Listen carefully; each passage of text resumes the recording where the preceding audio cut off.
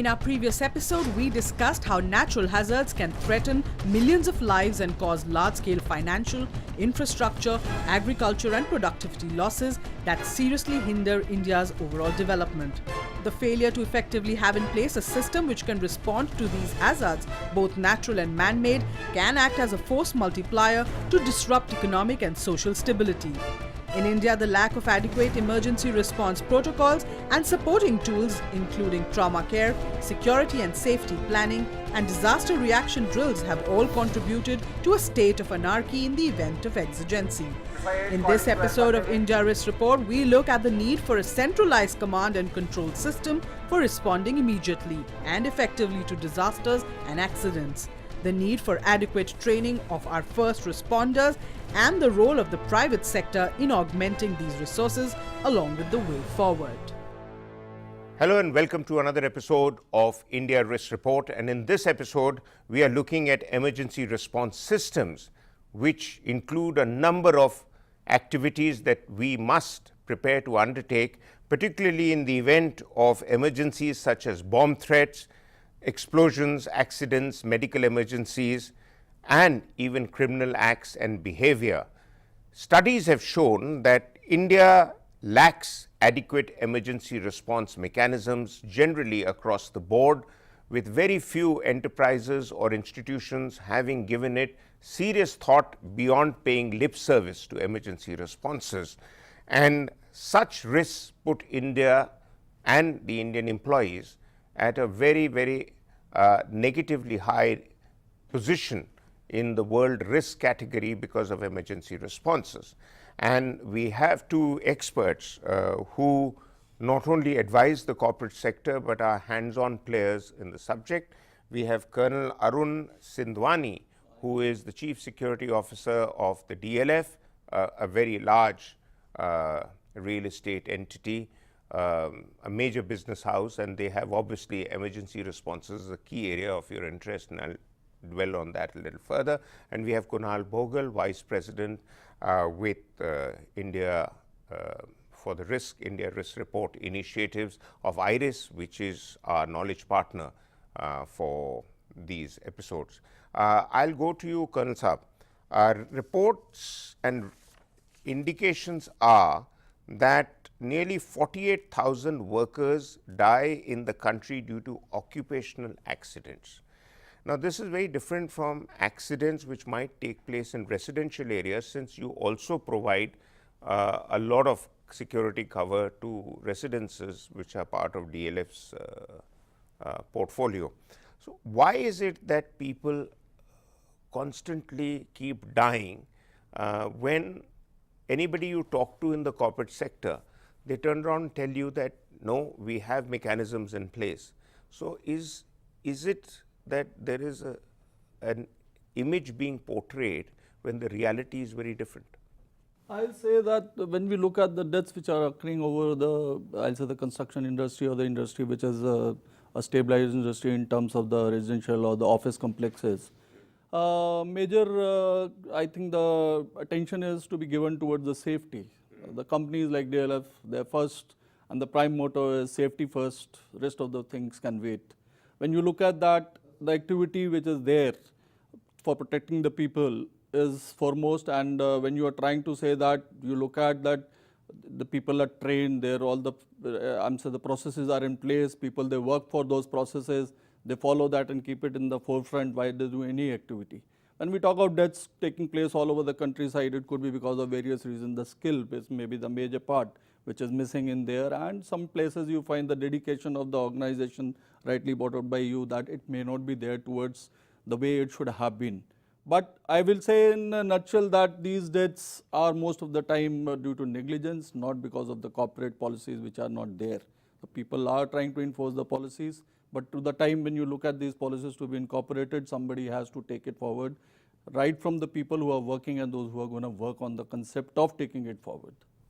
Kunal, I mean, you are a risk assessment expert, and studies have shown, as per a 2016 survey, that 46% of organizations surveyed in India conduct a physical security risk assessment once a year. I think they just want to keep their conscience clear कि हाँ हमने किया है. but 17% conduct it monthly, and only 2% have never conducted a physical security risk assessment. Now, so therefore, 46% claim they have done it, whereas the other extreme is 2% claim they've never done it. Now, so therefore, there is a gap in between of several large percentages which may have also not done it, they were not surveyed. Why is it that we pay such less attention to the risk factor in terms of emergency responses? Because it's not just about making sure that your building is earthquake resistant or that you have a fire exit marked out on some parts of your corridor where you can run out. There are a lot of other risks that go with it. It's basically the safety of the employee, the safety of, let me give you a simple example. Top CEOs love to be seen being driven in expensive cars. Often the cars are driven by drivers who've probably not had a good night's sleep. So therefore, there is a risk involved there. While you're trying to look good, you're being driven by a person who's half a zombie. And what measures would you suggest, keeping all these things in mind, that we need to actually standardize across the country, and organizations like yours, like IIRIS, should be able to give out standard SOPs to everybody that, damn it, this is the minimum you need to do to ensure that your investment and the good minds that you have are protected. So what I'll say to that is,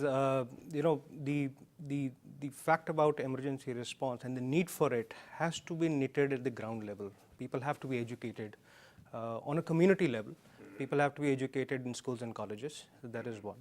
Though a lot of businesses today, by a matter of mandates, are getting these assessments done, but they don't really realize the overall impact that the business would have should something go wrong. There is no one set SOP for any business, right? Every business is different. Their setups are different, so the SOPs obviously have to be different. Their risk exposures are different. They are spread across geographies. Even geographies themselves have different risk exposures. So this is a very collective and it's a very methodological, step to take. And why probably that has not been largely taken into consideration is simply because of lack of awareness primarily. And second is, you have to prioritize occupational health and safety, you have to prioritize the welfare of people, and then assets and information in that order. I think this has been very well taken by organizations abroad. In India, a lot of homegrown organizations are now reverting to it. They have made significant investments and efforts to standardize this. But I think there's a huge gap even in the startup, in the startup layer of the corporate society. Just a quick question to add on to what you're saying.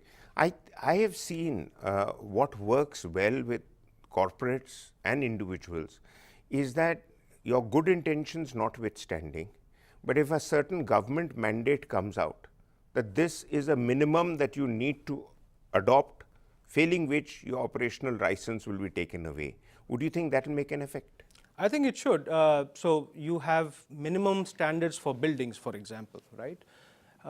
You need to have minimum standards for emergency preparedness and response, and then also for reaction, right? So I think this, if it is mandated by the government, and it will be much easier for the corporate environment to adopt and make it at the fair play. Achha, Karl Saab, here's a question which is building related, because I mean DLF is the building giant. Poor land use, indiscriminate approvals for building plans, often in violation of environment and municipal bylaws, the absence of disaster risk assessment and urban design have all resulted in what experts call concentrated concretization. And this in turn has led to a lot of vulnerabilities that have crept in because of this whole concentrated concretization. how would you, in your wisdom, and how, as a good practice, does the DLF approach this problem and ensure that even in all that, just to give an example, some of the most highly populated cities in the world, I mean New York, Hong Kong and others where the density of population is very high, their emergency response mechanisms are also high. So how do you advise that we should do the same balancing act? So when we look at, first of all, the violations you have narrated, these are all history. This has not been taken into use right now with any of the, I'll say with a lot of, I'll say the conviction that this has not been adopted anywhere when we violate the norms.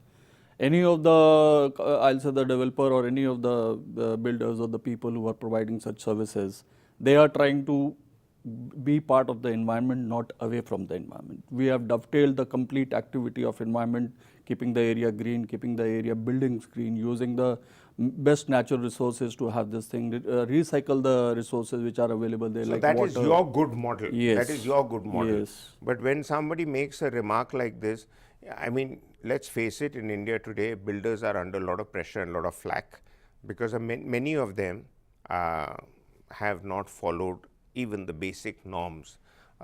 So what I wanted from you is your model and how you advise others that your model could be the most workable model, keeping profit margins in mind and keeping your objectives in mind. So I'll leave the profit margins to one side before we talk of the rest of the things. The logic behind any activity when anybody is taking the project like that, their aim is to have the best clientele available to them, provide the best facilities. I think nobody constructs with the aim not to just give the basics, they also want to give value added to that. And when you look at that model what DLF has adopted, I am sure the rest of the people are going to adopt that. And there are builders who are doing it, there are builders who are taking it forward that way. And it actually, it supports the society per se in case of providing any emergency responses, providing any kind of a support, providing any kind of a civic amenity, and the government controls over all that activity. I think it is one good model that should be adopted, is that whatever the norms is 1+, and other than norms which you add on to it is your environmental norms when you take in terms of what has been stipulated and what you follow. You should not just go by the bottle line where you have just given certain 5 norms to be followed. I think those are the basic norms. Nobody in the corporate wants to do just the basic norms. They want to add on to those basic norms and go much ahead of that so that you are complied for years to come and you give it to yourself and to the generations to come. Okay, that's a very novel thought. Let's hope more builders adhere to that. Kunal, use of social media and other imagery, satellite imagery, disaster management modeling, widespread connectivity, etc., could be used effectively in the events of disaster and in the events of spreading awareness about emergency responses. Have you, in your experience, come across companies or cities or townships using the new sets of communication that are available to us effectively? Absolutely, yes. So emergency response, or shall I say, command and control, is not a new concept. It's been around for a very long time.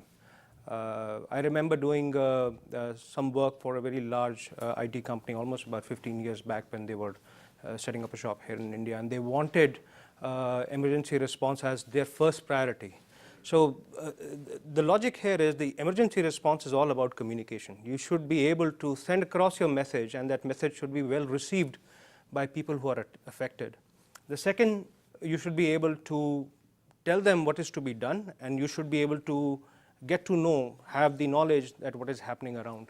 So the new age communication is all about convergence. So social media is a big factor in situation awareness. Okay, so we'll dwell more on that after break, where we'll also look at public-private partnerships, what can be achieved. At the same time, what are the good practices that are followed abroad as a model that we can consider of incorporating, and most importantly, emergency response mechanisms, what more can be done than what is already being done. But that after a break.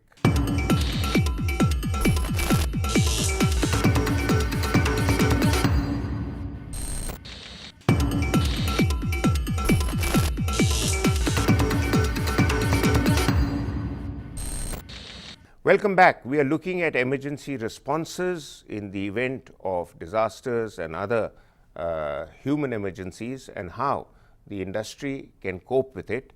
And we continue to have our two experts with us. Colonel Saab, in terms of emergency response capacity, what role do you feel that the corporate sector needs to play in ensuring that their assets and their employees are given more effective prioritization? Now, you have a dual role to play. In DLF, you have a lot of residents, you are responsible for them also, and you have a large employee workforce. So, let's focus on the employees, because that's really what we are focusing on and the industry part of it. And what steps you'd like to suggest? I feel that first of all it should be a model where the employees or the people or the clients who are there in your, I'll say, part of the residential complex or part of the office complex or any of the other facilities which has been provided. In that, the partnership model is important in terms of providing any kind of emergency. That when I talk of partnership, I mean when you drill anything, when you practice anything, they should actively participate in. They should understand the genesis behind it. They should take it in such a way that every life saved is a national saving. And because when we look at the practices being carried out, at times you find that the people who are there, they take it as a part of a drill, not as a part of the real exercise, which should be, or it could be in reality in some day, which may not or may happen. But once it happens, that is the time you should not be wanting for such exercises. And I feel that the corporate houses have a major role to play when they look at any kind of emergency response because of the number which is there, and secondly the kind of facility which is available to them. I take it that the facilities in terms of I'll say the resources, the enforcement protection or the government support, it should become a kind of a handshake where you look at a classical model which has been developed by UP100. If you take it, UP100 is nothing, basically it is a corporate and a government interaction where they have gone together. They have developed a model where the complete UP is provided support in terms of any kind of emergency or any kind of response. When you talk of the employees and the residents, same thing happens in every building, every, I'll say the cluster of building, when you take it collectively. When you rehearse as a building first and the cluster second. Okay, so that's a comprehensive answer. But Kunal, another area, that is, what role does technology have to do in development of robust and information emergency centric response systems? What would you suggest should be a standard usage of systems that should be there? I'll give you an example. There are parts of India where in smaller towns, when smaller companies operate, a big fire brigade vehicle cannot go in. So people have come up with motorcycle mounted emergency fire response systems. So what other technology innovative methods would you like to suggest? So from a pure play technology standpoint, see, the key thing about emergency is to get the right message, or at least get the right intelligence at the right time. I've seen a lot of large companies today, they send out SMS messages, okay, warning people in case they are traveling or in case their building or their office is in an imminent threat. So I think this is something which needs to be more widely adopted amongst corporate India. Secondly, I would say usage of all channels of communication, whether it is news, weather feeds, whether it is social media, anything, all of these are freely available over the internet, and there is enough technology today available to make intelligence out of this and tell the corporate if they're exposed to any kind of a risk. Coming down to brass tacks, name a few technologies that you would suggest are essentials, because what happens is that everyone says, the corporate sector also has rightfully complained that sab aake gyan baat ke chale jate hain ki aap karo. But what should be the barest minimum benchmark in your view that small and medium enterprises need? Because in my understanding, if small and medium enterprises are hit by an emergency, many of them will collapse and won't bounce back. The Tatas and the House of Tatas were able to bounce back despite that massive attack on the Taj Hotel in 26/11. But everyone's not a Tata. So basics in place, you should be having a proper incident management system. There should be communication channels wherein you can communicate with law enforcement authorities and emergency response teams. There should be enough QRTs around your facility, around your offices. There should be mutual collaboration between corporate offices as well as the community to be ready for this. Last but not the least, systems today are so intelligent that they will enforce training and orientation as well. I think training and orientation is where all of this starts from, and if the system is today mandating that, why not?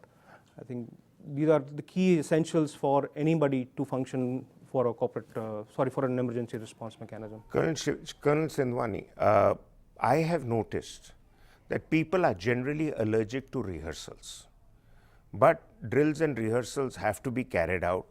They need to be done in a way that people will find it inconvenient to do it, but the element of surprise is something that they should be able to also do it, that eventually you do it so many times that when the emergency happens, you just know where to queue up, where to move out of, and whether you should use a lift or use the stairs or what all you should do.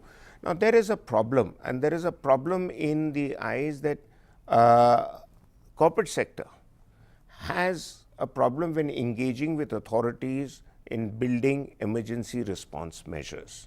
Because at least my understanding is that governmental bodies have so much on their plate, and in India in particular the government has garnered all the authority for everything.